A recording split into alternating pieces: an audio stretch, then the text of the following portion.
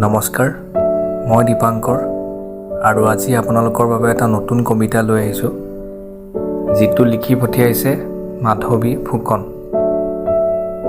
তেখেতৰ কবিতাটো পাঠ কৰিবলৈ চেষ্টা কৰিছোঁ। তোমাৰ স্মৃতিত। পৃথিৱীত তুমিয়ে আপোন, বিশেষভাৱে আপোন, যাৰ হৃদয় চুব পাৰোঁ।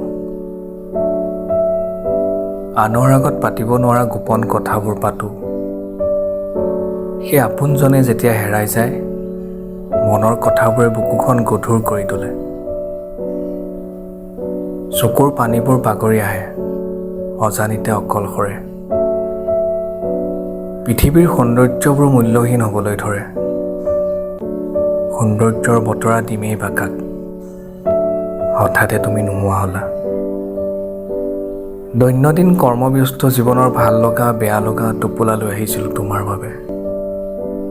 আজৰি সময়ত অন্তৰংগ আলাপ কৰিবৰ মনে, য'ত থাকে খং, অভিমান, মৰম আৰু জীৱনৰ অকৃত্ৰিম ভালপোৱা। তোমাৰ শূন্যতাত মন ভাগি থান বান হয়, উচুপি উঠে হৃদয়। তথাপি নিয়তিৰ নিৰ্দেশ মানি আমিবোৰ ভগ্ন হৃদয়েৰে জীয়াই থাকিব লাগিব। প্ৰিয়জনৰ একোটাৰ ৰোমান্টিক স্মৃতিৰ মুহূৰ্ত সোঁৱৰি। ধন্যবাদ। কবিতাটো কেনেকুৱা পালে জনাবলৈ একেবাৰেই নাপাহৰিব।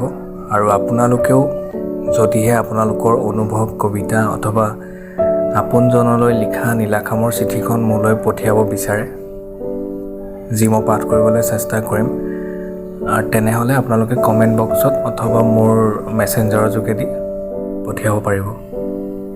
ধন্যবাদ। আৰু কেনেকুৱা হ'ল জনাবলৈ একেবাৰেই নাপাহৰিব।